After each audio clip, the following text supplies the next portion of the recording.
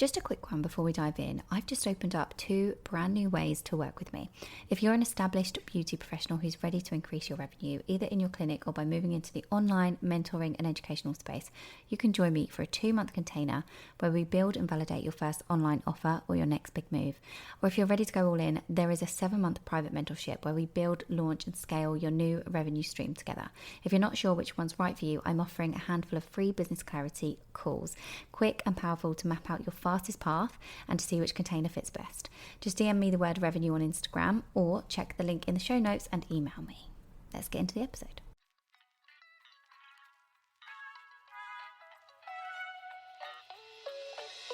Welcome to the Beauty Build podcast with me, Zara King. As a coach for beauty pros, it is my mission to help you earn more, work less, and create an unstoppable mindset. This is the show where we explore all of that. So whether you're a seasoned pro or just starting your beauty business, this podcast is for you. So sit back, relax, and join us on the journey. And for more, get yourself inside my private community, The Beauty Build on Facebook. Hello, you gorgeous beauty pro, and welcome back to another episode. Thank you so much for being here. I really appreciate every single one of you who listen into the podcast. Today, I really want to talk to you about something that I think I came across probably in 2019 when I first quit my full-time job, and that is that being busy isn't glamorous. And what I think that means to me is the fact that working hard doesn't always mean that you're like growing your business in the most efficient way.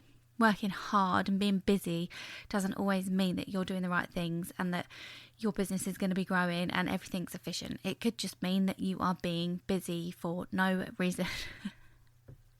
That you're just being busy to be busy. And I think that everyone in this day and age should be working smarter, not harder, which is something that isn't always very easy because we get bogged down with the busy work, and we don't get bogged down with the needle moving work because the needle moving work is actually slightly more difficult. It's the things that push us out of our comfort zone a little bit more. It's the things that we don't necessarily love to do or want to do. And so obviously in the beauty world, and especially in the self-employed beauty professional realm, when we're struggling to do everything by ourselves anyway, what I find we do, and what I find I did in 2019 when I quit my full-time job and needed to go full throttle with my beauty business, at first what I found myself doing was really busying myself with the things that weren't moving the needle forward in my business. And I was trying to do everything myself, so I was justifying it. And I think that's the damage it can do. You can start justifying it so that you believe that that's the work you need to be getting on with. And you're like, well, I'm busy. You know that thing where people say, well, how are you doing? How are you? And you go, I'm all right, thank you. I'm really good. I'm just so busy. And when it was brought to my attention that being busy and saying that isn't glamorous, I realised, you know what? I say that all the time. And it's not glamorous at all. It's a myth that we're all so busy anyway, because we're only as busy as we make ourselves, and everybody feels super busy. No matter what you're doing, you always feel super busy. Like everyone thinks their time is the most precious, and it is to them. So of course, everybody feels like they're busy, like they're filling their time with the most important things. But it just actually cracks me up when people ask, how are you now? I'm really conscious of the fact that I don't want to say, I'm good, just tired, or I'm good, just busy. I always catch myself now and I'm like, I'm really good, thank you, or I'm fab, thank you. And if I do say something where I'm like, I'm really good, but just busy, or just manic with the kids, there's so many ways of saying it. And I think that if you catch yourself, if you've never heard of this type of thing before, if no one's ever brought this to your attention, you probably say it all the time. But I want you to catch yourself now that you've heard me say it on this podcast, and start thinking about how many times you actually are saying that, because it's just like a negative energy that we say it in as well. It's not like I'm really good, I'm really busy, it's really great, I've got this going on, I've got that going on. It's kind of just like, I'm so busy. And you think, well, that's not very glamorous, is it? So I just feel like that makes me laugh, and we need to stop doing that. It's definitely not glamorous, but it's just one of those things, and it's a bit of a misconception, that the busier you are, the more productive you're being, or The busier you are, the more fulfilling life that you have, or the more successful you are. And that is a huge misconception, right? There is a difference. There's a huge difference, in fact, between working hard and being busy with that, and working smart, and obviously being busy with that as well. And I just remember that in my sales role before I quit, it was always a case of, that was probably actually where I learned, work smarter, not harder. I remember one of my bosses always used to say, smarter, not harder, and it was like we had fun. We wanted to have more fun. And so it's when you double down on that and you focus on the work that really needs you, the work that really needs doing, the needle moving work that actually gets you the results that you want to get. Because there's another statistic, I always struggle with that word, statistic, that says, and I've spoken about it on this podcast before, that only 20% of what we do actually gets us our results. So it's 80% of the way that we spend on our time that actually isn't moving the needle or getting us anywhere anyway. So it's when you double down, it's when you do the focus work, it's when you work smarter, it's when you do these things that actually move the needle in your business, that you see the bigger results. The business grows, right? And not only does it grow when you do this and you work smarter, not harder, but it grows quicker. So if you can double down and actually figure out how to stop being glamorously busy and stop just working on the bits that don't need doing. And for example, by the way, I'll be completely transparent with you. When I quit my job and I was going full throttle, I was really busy in myself, and my friends all vouch for me on this one if they ever listen to this. I was busy in myself with things that could have been done by somebody else, and we're going to get into that in this episode. But it was things like, my colours, my logos, my fonts, my branding, my website design, my menu, my business cards, ordering new things. It was, the decor in the beauty room. It was the aesthetic. It was the vibes. It was, don't get me wrong, these things are important, but what's really important in moving the needle in my business, getting bums on chairs, right? Because at this point I'd quit my full-time job and I needed the income. And so I needed the business to grow. And those background things weren't the needle moving things that I was focusing on. I wasn't focusing on the connection with my clients. I wasn't focusing on attracting new clients to my business. I wasn't focusing on the revenue. I wasn't focusing on how to make a profit.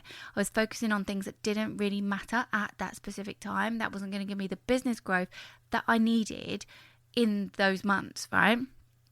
So that is what I'm talking about, those kind of things. And we love doing those things as well. I don't know about you, but because I'm a creative person, I've probably spoken about this before as well, but because I'm a creative person, I tend to love that type of thing. I remember in the episode that I spoke to Rebecca at Sugar Branded on this podcast, you can go back and look at it. We were talking about it as well, how we busy ourselves with these things because we're creative people in the beauty industry, and we absolutely love things like that. And we like the colours, the fonts and the layouts and the templates and the stuff on Canva. We love all that stuff. We want to make our space look gorgeous. We want to do all of that. So the aesthetics and the layouts of our rooms and our decor and buying new chairs and moving things around. I'm not going to lie. I would literally stand in a corner of my beauty room and I would just stare at it, thinking about what I could move and what I could do to make it more, how I wanted it to feel and how I wanted it to look. And a half an hour or an hour would go past and I'd be like, oh my gosh, I'm still standing in here trying to declutter, trying to move things around, and it's not good work. It's not working smarter. So that is, that is just in a nutshell what I really want to talk about to you today. And I think what I've done there as well is I've probably identified for you some of the things that you might be wasting your time with as well. But what I think you should do is I think you should really write it all down and write down every single thing that you do. So in your day-to-day operations, or what you're responsible for in your life and business, right? If you can write down every task that you have to do as mum, as wife, or as partner, or as friend, or as, daughter or son, or I don't know what your responsibilities are and what hats you wear, but what do you have to do? What are you responsible for in your day-to-day life? What are your non-negotiables? What is it that you've got to do? Business and life. Write those things down and see what takes up the most of your time. See what's most repetitive. Do it in an order of, urgency and importance. Do it where you look at and you think, well, what actually requires me? Like, what do I seriously have to do? What can I not, give to someone else, and that type of thing? What really does require me?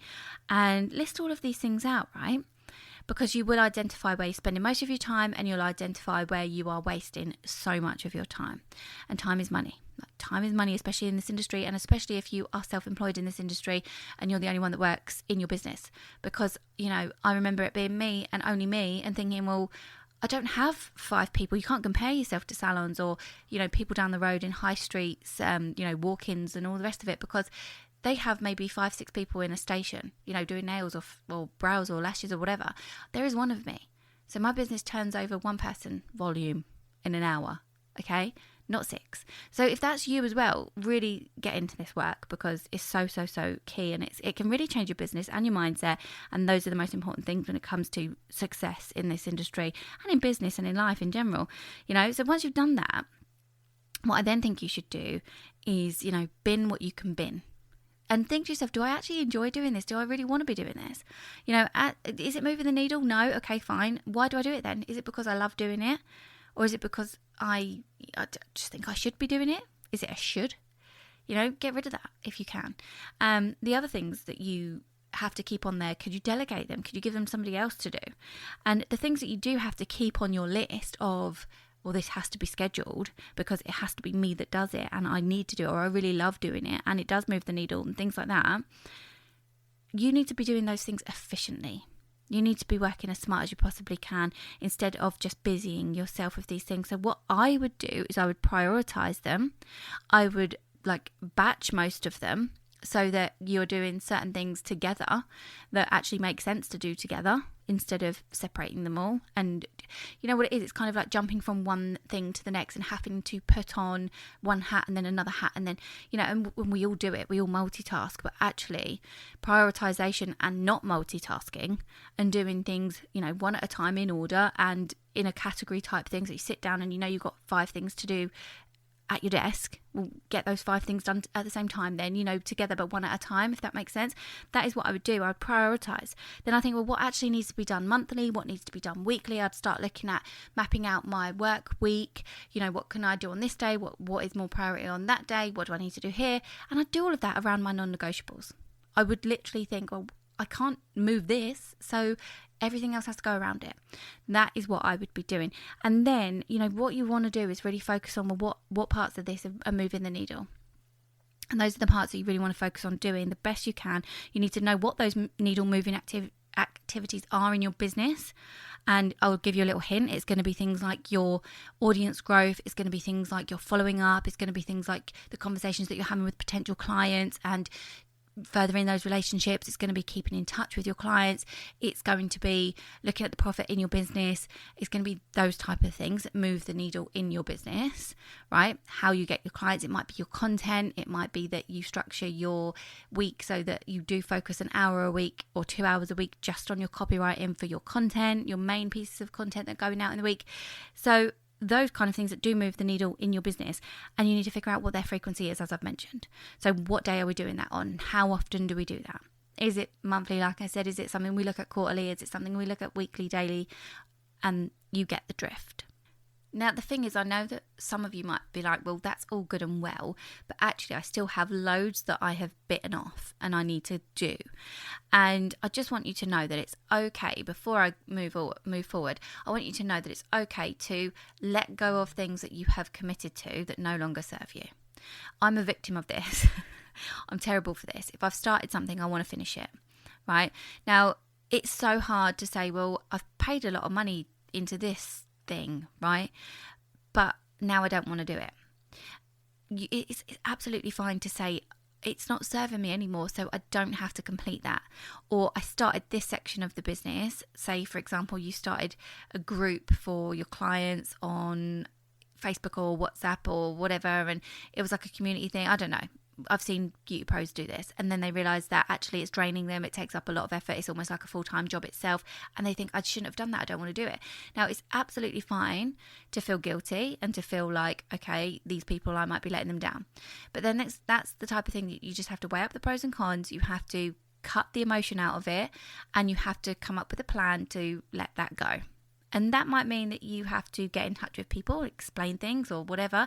And it might mean that you don't need to do that. because you don't have to explain yourself to anybody, but I'm just trying to make you aware that if there are things that you've sort of like bitten off more than you can chew with in your business, or maybe you've spread yourself too thin on too many platforms, right? This is a really good example, actually. A lot of my clients are like, well, I'm on Facebook and I'm on TikTok and I'm on Instagram, and I was really thinking about starting a YouTube channel. And, you know, if you've been doing that, if you've been spreading yourself too thin and you're thinking to yourself, actually, I haven't even dominated one platform yet, just get rid of the ones you don't love doing.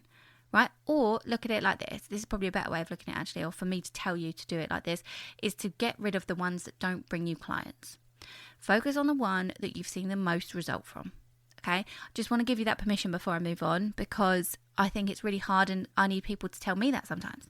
You know, it's okay if you have to let certain things go off of this list, of the huge sort of responsibility list that you have for yourself and your life and your business. But anyway, so if you find that you've still got loads on your schedule, because you will do, if you're a self-employed beauty pro, I just know. I've been there, done that. And I still have loads on my schedule to this day. So what I want you to do now is like rethink any of those tasks. Could we automate, or could technology help me out, right? We've already thought about delegating. We've already thought about that. But could we automate some of this stuff? Could we use a bit of technology? And it might be your life, it might be business. For example, I have a collagen supplement. I don't know why I'm thinking of this. And it gets delivered to me every 2 weeks. I don't have to think, oh my God, that's run out. I'm going to go and buy that again. I'm going to, I need to keep up with that. I don't have to think about any of that, because I know that subscription is coming. And you could do this in your beauty business as well with stock, right? There are certain disposables that you might need that you think, well, I may as well just put them on a subscription, because I know roughly how many I use, and I know roughly how much that lasts me, how long it takes to run out, and I can put that on a prescription on Amazon or wherever it is that you get your bits and bobs from, and you can put them on a subscription so that you're not chasing your tail, right? It could be as small as that, okay? It doesn't have to be all singing, all dancing, but that is where you could begin. And it could be life, it could be business, there could be all sorts of things that come up in your personal life that you can think about, that you could maybe subscribe or automate and that type of thing. And then there's going to be things in your business, like there might be ways of staying in touch with your clients, i.e. email marketing, right? You might want to automate that so that you only have to go in and tweak a template once a week, and then boom, they get what you want them to get once a week, because the template's done. You just tweak it, you add in a little bit of extra content, you make it spicy, and then they get it. That could be weekly, that could be monthly, depending on what your schedule looks like, depending on how much you're ramping up your keep in touch process, depending on your goals, right? Those are the type of things. Then you've got booking systems to automate a lot of the things that, clients would take up your time with, i.e. messaging you, trying to get in for appointments, trying to reschedule appointments, cancel, trying to talk to you about any retail that you might have. They should be able to do that online. They should be able to go onto a website or a booking system, or essentially you should have both, really, so that they can go on and they can make your life far easier, free up your time. Because these type of things, what it's doing is it's leveraging your time. And as I've said, time is money. We want to be working smarter, not harder. It is not glamorous to be busy. That is what this does. Leveraging technology, automating as much as you can in your life equals more time for you to be free, if you want to just be free, if you want to do nothing, if you want to enjoy life, if you want to go out, but also to be productive. Right? So as I mentioned before, to work on the needle moving activity in your business. But with all of this, start small. Start as small as you want to start. This just came to me and I needed to do an episode on it and go into a bit more detail on the fact that we do busy ourselves with stuff that doesn't matter. We really do. And it must be in our human nature to do that. But we shouldn't be doing that in our business. And if you can really knuckle down and nail it, you're going to see so much success, and you're going to see it so much quicker, and that's what I want for you. It took me years to get to a place of feeling good about my beauty business and to feel like, oh my gosh, I'm making money, I'm in profit, and I've actually got some time on my hands, and I work this around my life. I want you to get there far quicker than I did and avoid all the mistakes that I made, right? That is what I really would love to see for everybody in the industry.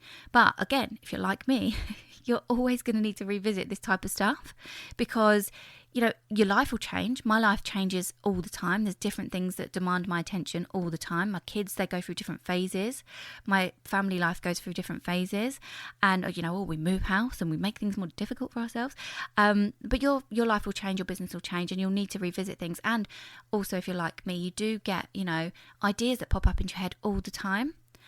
And when you get that, you can go off course. So you need to rein it back in and you need to revisit. So it's things like sitting down every month or every quarter and having a check-in with yourself, having a little meeting with yourself, going through what are the goals, make that plan, because you have to have a plan with those goals. Otherwise, they're just worthless, basically, right? And if you want my tips on how to do your goals, there are some other nuggets in this podcast that you could go back and listen to the previous episodes.